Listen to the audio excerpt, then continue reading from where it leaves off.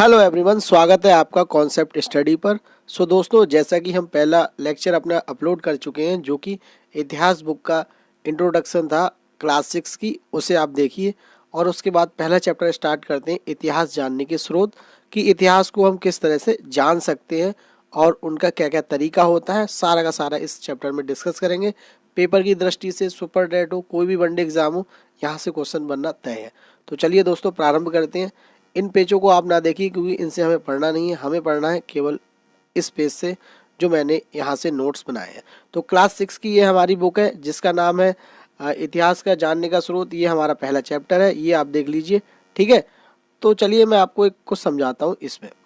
तो मान लीजिए अगर आपको अपना इतिहास जानना हो, कि अपने बारे में जानने की आपकी इच्छा हो कि आप बचपन में कैसे थे और आपके माता पिता कैसे थे या उनकी आपके साथ मेमोरीज हैं उनके बारे में, तो आप क्या काम करेंगे। तो आपका कोई फ़ोटो रखा होगा पुराना कि आप बचपन में यहाँ घूमने गए थे और आप कहाँ कहाँ गए थे, तो आपकी ये क्या होंगी, मेमोरी होंगी।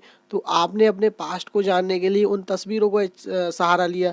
जैसे कि आपने कभी फेसबुक पर पोस्ट डाले होंगे, अपने पुराने फ़ोटो डाले होंगे अपने दोस्तों के साथ, तो आपने अपने पुराने समय के बारे में जान लिया। अब मानव की बात आ जाए तो मानव का इतिहास तो बहुत पुराना है। तो मानव अपना ये पुराना इतिहास कैसे जानेगा। उस समय तो कोई फ़ोटो खींचने की मशीन नहीं थी, जब पुराने टाइम में जब आदमी जंगल में रहता था, ठीक है। तो इस तरह की कोई तो मशीन उपलब्ध नहीं थी कि वो फेसबुक पर अपना पोस्ट अपलोड कर दे, तो ऐसा तो कुछ था नहीं।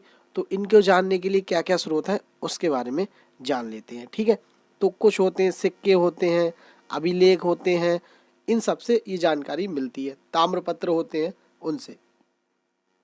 तो बेसिकली इतिहास होता क्या है, तो इतिहास होता है आपका आपके जो बीते समय है और बीते समय को जानने के लिए तथा उस समय के जो लोग रह रहे हैं उनको समझने के लिए जिस साधन का उपयोग किया जाता है उसे हम कहते हैं इतिहास। क्या कहते हैं, इतिहास।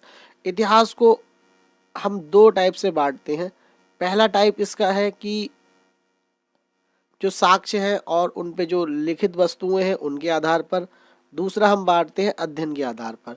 तो देखिए दोस्तों, अगर हम अध्ययन की या सामग्री जो है मिली है उनको हम पढ़ पा रहे हैं या नहीं पढ़ पा रहे हैं, जो लिखे हुए साधन हैं उनके आधार पर तीन भागों में बांटते हैं। पहला होता है आपका पूर्व ऐतिहासिक काल। कौन सा ऐतिहासिक काल, पूर्व ऐतिहासिक काल। तो इस काल में क्या था कि इस वाले काल में कोई भी लिखित सामग्री उपलब्ध नहीं है। तो ऐसे काल जिसमें कोई सामग्री लिखित उपलब्ध नहीं है, जिसकी जानकारी हम किसी के आधार पर नहीं कर सकते हैं लिखित चीज़ के, तो उसे हम कहते हैं पूर्व ऐतिहासिक काल। दूसरा दोस्तों आता है हमारा आदि ऐतिहासिक काल। आदि ऐतिहासिक काल ऐसा काल होता है जिसमें सामग्री तो उपलब्ध है लेकिन आज तक हम उसे पढ़ नहीं पाए हैं, तो उस काल को हम कहते हैं आदि ऐतिहासिक काल। कौन सा काल, आदि ऐतिहासिक काल, ठीक है दोस्तों। जैसे हड़प्पा सभ्यता है, तो हड़प्पा सभ्यता में जो लिपि है उसे आज तक नहीं पढ़ा गया है, तो इसीलिए वो कौन से काल की होगी, वो आदि ऐतिहासिक काल की होगी। तीसरा हमारा होता है ऐतिहासिक काल। ऐतिहासिक काल का मतलब होता है कि ऐसा काल ऐसा काल जिसमें हमारे पास लिखित सामग्री उपलब्ध हो, लिखित सामग्री उपलब्ध हो और प्लस उसे हम पढ़ भी ले, तो ऐसे काल को हम क्या कहते हैं, ऐसे काल को हम कहते हैं ऐतिहासिक काल। कौन सा काल, ऐतिहासिक काल। तो तीन काल के बारे में बताया। तो पहला काल था पूर्व ऐतिहासिक काल जिसमें कोई लिखित सामग्री नहीं है। आदि ऐतिहासिक काल जिसमें हमारे पास सामग्री है बट हम उसे पढ़ नहीं पाए हैं। तीसरा ऐतिहासिक काल जिसमें हमने सामग्री भी है और हम पढ़ भी पाए हैं, तो ऐसा काल ऐतिहासिक काल। फिर जो ये अगला पॉइंट यहाँ पर लिखा है कि ये भैया आपके पुरातत्व वेता कौन होते हैं। तो पुरातत्व वेता कौन होते हैं कि जैसे मान लीजिए आपका ये कोई जगह है, ठीक है, और उस जगह को खोदा किसी ने, ठीक है, और वहाँ से कुछ ऐसी सामग्री मिली जिससे हम अपनी पुरानी पीढ़ी की, अपने पूर्वजों के बारे में, यहाँ वहाँ पर कोई पहले सभ्यता थी उसको इन लोगों ने ढूंढा, तो ऐसे लोगों को हम कहते हैं पुरातत्व वेदा, पुरातत्व वेता, ठीक है। आर्कियोलॉजिस्ट ये खुदाई करके वहाँ जानकारी और वहाँ पे रिसर्च करते हैं, ऐसा आप समझ लीजिए, ठीक है।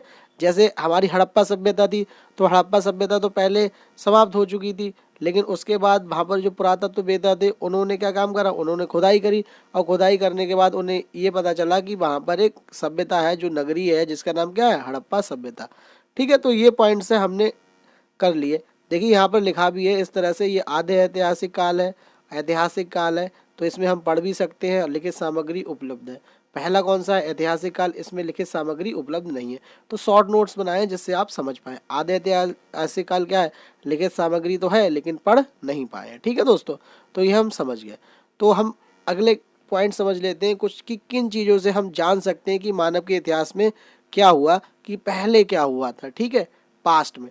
तो सबसे पहले पुरातात्विक स्रोत आते हैं, इसमें हमारे अभिलेख आते हैं। अभिलेख क्या होता है कि एक पत्थर पे भैया कुछ लिख दिया जाता है, जैसे अशोक ने लिखा है और भी सारे जैसे राजा हैं उनने अपनी जो लिखा हुआ है, तो वो किसके अंतर्गत आते हैं, अभिलेख। अभिलेख में होता क्या है, एक पत्थर होता है, एक शिला होती है, उस पर लिखा दिया जाता है। ठीक है, फिर हमारे सिक्के और मोहर से हम पता करते हैं लोगों का इतिहास। कैसे, कि भैया अगर कोई सिक्का किसी राजा ने बनवाया है तो अपनी वो उस पर अपनी तस्वीर छपवा सकता है, अपने राज्य का राज्य चिन्ह छपवा सकता है। दूसरी बात, अगर उसका साइज है, ठीक है, अगर कोई सिक्का बनवाया और उसका साइज गोल है पूरा, तो उससे हमें पता चलेगा कि वहाँ की जो मेटलर्जी थी वो बहुत अच्छी थी। उन्हें शेप्स के बारे में पता था कि आकार कैसे कैसे होते हैं, उन्हें ट्रायंगल्स के बारे में पता था, उन्हें आयत के बारे में पता था। तो इस तरह से हम कह सकते हैं सिक्के और उनकी मोहरें देखकर। सिक्के और मोहरें देखकर हमें ये भी पता चलता है कि वहाँ का साइंस है, वहाँ पे जो टेक्नोलॉजी है वो कितनी डेवलप है। ठीक है, तो ये बात हो गई। तीसरा हम पॉइंट देखते हैं जिसमें ताड़पत्र होता है। ताड़पत्र में कुछ लिखा हो, भोजपत्र पे, ताम्रपत्र पर, स्तंभ पर या शिलालेख पर कुछ लिखा है, तो ऐसे लेखों से हम जानकारी प्राप्त कर सकते हैं कि पहले क्या हुआ। जैसे अशोक ने अपने एक अभिलेख में लिखा है जो कि रुमनदेही का अभिलेख है, उसमें उन्होंने बताया है, उन्होंने कुछ लिखा है, तो उससे हमें अशोक के बारे में पता चल जाता है कि अशोक क्या थे भैया। ठीक है, तो यहाँ पर एक बार आते हैं, यहाँ पर कुछ पॉइंट्स हैं उन्हें देख लेते हैं। तो यहाँ पर दिए देख लीजिए, ताड़पत्र, ताड़ के पत्र जो चौड़े होते हैं उन पर लिखा जाता है। भुजराम की छाल होती है तो भोजपत्र। ताम्रपत्र तांबे के पतले एवं चपटे टुकड़े होते हैं। स्तंभ लेख क्या होता है, पत्थर के खंभों पर लिखे हुए पत्र होते हैं। शिलालेख का होता है जो आपकी पत्थर की चट्टानों पर लिखा होता है। सही है, तो ये आपने देख लिया। आगे चलते हैं दोस्तों। अब ये लिपि दो तरह की होती है, एक तो आपकी देवनागरी लिपि होती है जो आप प्रेजेंट में अपने लोग लिखते हैं हिंदी में। ब्राह्मी लिपि ये संस्कृत की लिपि होती है। ठीक है, और इसको पढ़ना किसने स्टार्ट किया था, पढ़ने का बात किसने दिया था, तो जेम्स प्रिंसेप। जेम्स प्रिंसेप थे, इन्होंने ब्राह्मी लिपि को पढ़ा था। ठीक है दोस्तों, तो आगे देख लेते हैं। तो देखिए, एक मेसोपोटामिया की सभ्यता है जिसके बारे में आपने सुना ही होगा। धौलावीरा का जो स्थान है वो कहाँ पर है, वो गुजरात में है। सारनाथ में एक जगह है, सारनाथ जगह है जहाँ पे महात्मा बुद्ध जी थे, उन्होंने अपना पहला उपदेश दिया था। ये बात आपको याद रखनी है। और ये सारनाथ जो स्तूप बना हुआ है जिससे हमें कुछ जानकारी मिलती है, इतिहास के बारे में स्रोत मिलते हैं। तो ये जो सारनाथ स्तूप था वो आपका अशोक ने बनाया था। किसने बनवाया था, अशोक ने, अशोक द ग्रेट, इन्होंने बनवाया था। ठीक है दोस्तों, ये बात याद रखना। एक अभिलेख है जिसका नाम क्या है, रुमनदेही अभिलेख है ये वाला, और ये नेपाल में बना हुआ है। और इसमें बताया गया है कि जो कर है वहाँ पर 1/8 कर दिया गया है। मतलब पहले जो कर लिया जाता था वो आपका 1/6 लिया जाता है हर जगह। ठीक है, लेकिन यहाँ पर जो रुमनदेही अभिलेख में बताया गया है कि अशोक इतना महान और प्रतापी राजा था, इतना दयाशील राजा था कि उसने अपना जो कर है उसे रिड्यूस कर दिया था। ठीक है दोस्तों, और ये किस पर उत्तीर्ण होगा, ये आपका पत्थर पे होगा। ठीक है, अब कुछ बुक्स के बारे में बात कर लेते हैं जो आपके पेपर में जरूर इम्पोर्टेंट हमेशा आती हैं। तो एक इंडिका बुक है जो लिखी है मेगास्थनीज ने। किसने लिखी है, मेगास्थनीज ने, ये आपके पेपर में आएगी। साथ ही साथ आपकी राजतरंगिणी ये लिखी है कल्हड़ ने। और आपका यात्रा विवरण है ये दिया है हेवन सांग ने, जो कि हर्षवर्धन के समय में आया था। यहाँ पर भी लिखा है, देख लीजिए, ये पॉइंट लिखा है कि ये आपका हर्षवर्धन के काल में आया था। कौन आया था, हेवन सांग, हाथ से हेवन सांग और हाथ से हर्षवर्धन। ठीक है, इस तरह से याद रख लीजिए। फिर फयान ने भी आपके लिखे हुए हैं कुछ यात्रा विवरण। और यहाँ पर मैंने गलती से लिख दिया है कि अर्थशास्त्र है और इसके रचयिता कौन है, कल्हड़, लेकिन अर्थशास्त्र के कौन है, कौटिल्य। कौन है, कौटिल्य, जिनका नाम क्या था, विष्णुगुप्त, चाणक्य, कौटिल्य, ये इनके सब नाम थे। ठीक है दोस्तों, तो ये पॉइंट है इस चैप्टर में आपको मिलेंगे। ठीक है दोस्तों, ये पॉइंट देख लीजिए ये। और इससे तो क्वेश्चन आया भी है, यूपीपीसीएस में ये क्वेश्चन आया है कि अलेक्जेंडर कनिंघम है, ये भारत के जो पुरातत्व विभाग है उसके जन्मदाता है। तो अलेक्जेंडर कनिंघम को याद रखिए, ये भारतीय पुरातत्व विभाग के कौन है, जन्मदाता है। ठीक है दोस्तों, फिर एक बात और ध्यान रखनी है आपको कि जो लंदन में स्थित म्यूजियम है, ब्रिटिश म्यूजियम, ये दुनिया का सबसे बड़ा संग्रहालय है। ठीक है दोस्तों। अब ये बीसी और एसी का भी ध्यान रख लीजिए कि बीसी होता है बिफोर क्राइस्ट होता है और एडी होता है एनो डोमिनी होता है। ओके, अब ये हम समझ लेते हैं थोड़ा सा कि अगर कोई एक टीला है और उसकी जो सबसे लास्ट परत है तो सबसे पुरानी होगी, सबसे ऊपर वाली क्या होगी, सबसे नई होगी। तो खुदाई करने पर जो हमें सबसे नीचे पार्ट होता है वो कैसा होता है, सबसे पुराना होता है। ठीक है दोस्तों, तो ये रहा आपका चैप्टर। तो इस तरह से हमने ये चैप्टर था ख़त्म किया। एक बार और रिवाइज कर लेते हैं कि सबसे पहले क्वेश्चन होता है कि इतिहास होता क्या है। तो इतिहास ये होता है कि अपने बीते हुए समय और उस समय जो लोग रह रहे थे उनको समझने के लिए जिस विषय का हम यूज़ करते हैं, जिस साधन का यूज़ करते हैं वो है इतिहास। इतिहास में दूसरा पॉइंट आता है पुरातत्व वेदा, जो खुदाई करके जानकारी प्राप्त करते हैं उन्हें हम पुरातत्व वेदा कहते हैं। इतिहास को हमने 3 पार्टों में बांटा है। पूर्व ऐतिहासिक काल, जिसमें हमारे पास लिखने के लिए लिखित साक्ष्य कोई उपलब्ध नहीं है। आधे ऐतिहासिक काल होता है जिसमें लिखित सत्य है लेकिन इसे हम पढ़ नहीं सकते।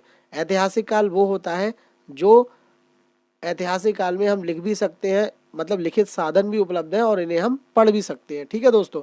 फिर ये ताड़पत्र, भोजपत्र, ताम्रपत्र, स्तंभलेख, शिलालेख, इनके बारे में पढ़ा। साथ ही साथ देवनागरी लिपि और ब्राह्मी लिपि, इसके बारे में आप जानते हैं। ठीक है दोस्तों। पुरातात्विक स्रोत कौन कौन से होते हैं, अभिलेख से जान सकते हैं, सिक्कों से जान सकते हैं। फिर मेसोपोटामिया की सभ्यता के बारे में, धौलावीरा है वो कहाँ है, गुजरात में है, अशोक के बारे में है। और इस तरह से ये चैप्टर हमारा खत्म होता है। ठीक है दोस्तों। ये जो नोट्स हैं इतने, ठीक है, ये इसका स्क्रीनशॉट ले लीजिए। ठीक है, यहाँ से या हमारे टेलीग्राम चैनल पे ज्वाइन कर लीजिए, वहाँ से आपको मिल जाएंगे। हम मिलते हैं नेक्स्ट वीडियो में, तब तक के लिए नमस्कार, धन्यवाद।